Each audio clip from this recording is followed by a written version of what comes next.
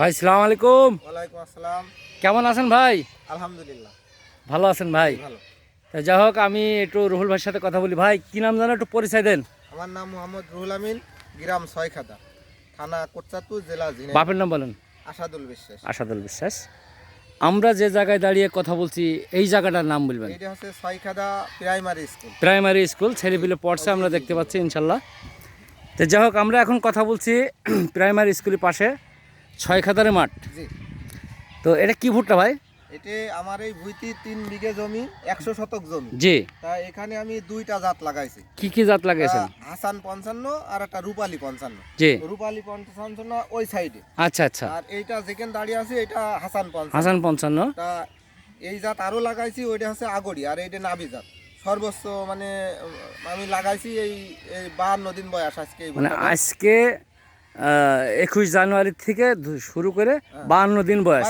52 দিন বয়স আমার এই ভুট্টা। আচ্ছা আচ্ছা। তো ভুট্টা তো আমি দেখতে পাচ্ছি যে খুবই সুন্দর হয়েছে, কিন্তু জায়গায় জায়গায় ভুট্টা একটু নিচু পড়ে আছে, কিছু কিছু জায়গায় আবার হেভি মানে বড় হয়ে গেছে। এর কারণটা কি ভাই? কারণ কি আছে, এটা হচ্ছে ড্রাগন বাগান ছিল। জি। এখন ড্রাগন বাগানে যে লাইন ছিল, জি, ওই লাইনই একটু সার বেশি পড়েছিল। আচ্ছা আচ্ছা। আর ওই ধরেন লাইনের মাঝখানে যে ফাঁকাটা ছিল, ওই ফাঁকাটাই তো আমরা সার সেভাবে দিতাম না। আচ্ছা আচ্ছা। মানে দিতাম তো ড্রাগন গাছের গোড়ায়, যার জন্য জায়গায় জায়গায় একটু বেশি বেড়ে গিয়েছে, জায়গায় জায়গায় কম বেড়েছে। কিন্তু আমার ভুট্টার 52 দিন বয়স হিসেবে খুব অতিরিক্ত বেড়ে গিয়েছে আমার ভুট্টা। যাই হোক, এর আগে তো আপনি এই ভুট্টা কোনোদিন মোটামুটি লাগানোর নেই, আবার দেখা যাচ্ছে যে যে হিসাবে আপনি বীজ ব্যবসা করেন, জি, সেই হিসাবে দেখা যাচ্ছে আপনার জানাও ছিল না। না না, জানা ছিল না। তো এই বছরে দেখা যাচ্ছে যে প্রথম আপনার মানে এই দুইটা জাত আপনি জি। মাঠে দিয়েছেন, তাতে করে কতটুকু মানে কয় কেজি আর কি আমি মার্কেটে? 2টা জাত মিলে 900 কেজি মতো বীজ বেচেছি। জি। আর আমি নিজে লাগাইছি 15 কেজি বীজ। 15 কেজি। জি। তার মধ্যে 8 কেজি বীজ আছে হাসান 55, আর 7 কেজি বীজ আছে রূপালী 55। আচ্ছা। তাই এটা আমি পরীক্ষা করার জন্য দুটো লাগাইছি, কিন্তু কেউ কারোর থেকে কম নাই। দুটো জাতই সেভাবে জার্মিশন হয়েছে 98% জার্মিশন হয়েছে। আর গাছের গ্রোথ খুব ভালো। আচ্ছা। গাছের বডিটা হয়েছে অনেক মোটা।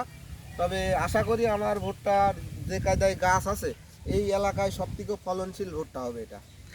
তো এই যে আপনি 800-900 কেজি বীজ আপনি বিক্রি করেছেন, এর ভিতরে কোনো চাষি কমপ্লেন দিয়েছে কিনা? না, আমার কমপ্লেন জার্মিশন হয়নি, এরকম কমপ্লেন দেয়নি। কিন্তু মনে করেন যে প্রায় প্রত্যেকটা লোকের কাছেই খোঁজ নিয়েছি, বলছে যে খুব জার্মিশন খুব ভালো, গাছও খুব ভালো। এখন বাদ বাকি আশা করছি ফলনের পরে, ফলনটা যদি ভালো হয়। ধন্যবাদ ভাইকে। আমি একটা জিনিস বলি, দেখেন ভাই, আমি 3-4 বছর মার্কেট করছি, এই এলাকায় নতুন। জি জি।